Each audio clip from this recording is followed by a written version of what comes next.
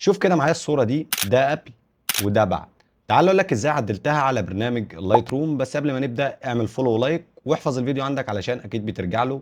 ويلا بينا نبدأ. طيب اول حاجة هبدأ اظبط الاضاءة بتاعتي، هاجي على قائمة البيزك وهبدأ اجي على الاكسبوجر وهبدأ اقلل الاضاءة بتاعت الصورة كده شوية. بعد كده الكونتراست ممكن ازوده شوية. طبعا الاضاءة بتاعت الاشخاص هبدأ ابرزها عن طريق الماسك زي ما هنشوف دلوقتي. بعد كده الهايلايتس هبدأ اقلله، والشادو هرفعه شوية. وبعد كده الوايتس هزوده، والبلاكس هقلله كده حاجه بسيطه برضو. بعد كده التيكتشر هزود 10 مثلا، والكلاريتي هقلله حاجه بسيطه خالص، والديهيز هزود سنه بسيطه خالص. بعد كده هاجي على الفايبرنس وهزود بنسبه 15 كده او حاجه. تاني حاجه معايا وهي الوايت بالانس. طبعا زي ما احنا شايفين الصوره كلها مايله للازرق شويه، فممكن نيجي على التمب ونبدأ نزود. بعد كده التنت هزوده برضو حاجة بسيطة خالص. بعد كده هاجي على التون كيرف وهبدأ اجي على الإضاءة وهاجي على منطقة الهايلايتس وارفعها شوية كده حاجة بسيطة خالص. والميد تون هثبتها اخليها زي ما هي في النص.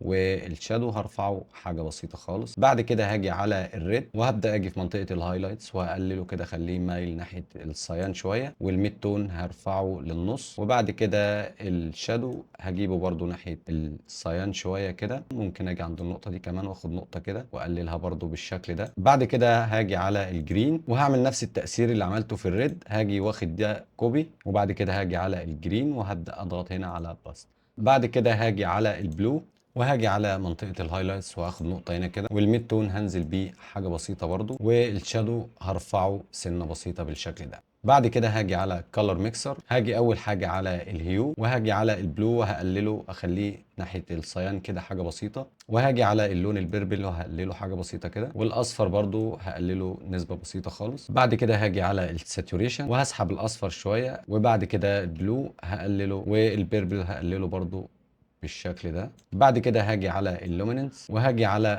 الاصفر بس وهقلل الاضاءه بتاعه اللون الاصفر. بعد كده هاجي على الكالر جريدنج وهاجي على منطقه الشادو وهبدا اخدها كده واسحبها ناحيه اللون الاورنج. تمام. بعد كده هاجي على الهايلايتس وبرده هاخد النقطه دي واسحبها لنفس الدرجه تقريبا بس بتشبع قليل شويه. هاجي على اداه الكاليبريشن. اول حاجه عندي الشادو هاجي على التنت وهبدا اقلله كده علشان يشيل الماجنتا اللي في الشادوهات دي. هبدا اقلله كده بنسبه بسيطه خالص. بعد كده هاجي على الريد هزود الهيو وهاجي على الجرين هزوده حاجه بسيطه خالص. بعد كده البلو هقلله على ماينس 16 مثلا. نيجي بقى للمرحله الاخيره اللي هي هنظبط اضاءه الاشخاص فيها، وبعد كده هنظبط السكين تون. هنيجي على قائمه الماسكنج هنا وبعد كده هاجي على سيلكت سبجكت. اول حاجه طبعا اول حاجه هبدا بيها هي الاكسبوجر علشان طبعا الاشخاص باين ان الاضاءه بتاعتهم غامقه قوي. فهاجي على الاكسبوجر وهبدا ازود. بعد كده الهايلايتس علشان لو ظهر اي لسعات في الفستان يقدر ان هو يقلل لي الهايلايتس اللي فيها. الشادوز برضو هرفعه حاجه بسيطه خالص. والوايتس هقلله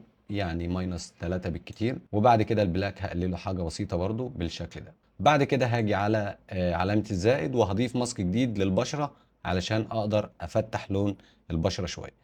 بعد كده هاجي على سيلكت بيبول وبعد كده هضغط على اول بيبول. طبعا هو فوق هيبقى محدد لي الاشخاص كلهم، فانا بس هحتاج السكين تون والبادي. فهعلم هنا على البشره والبادي.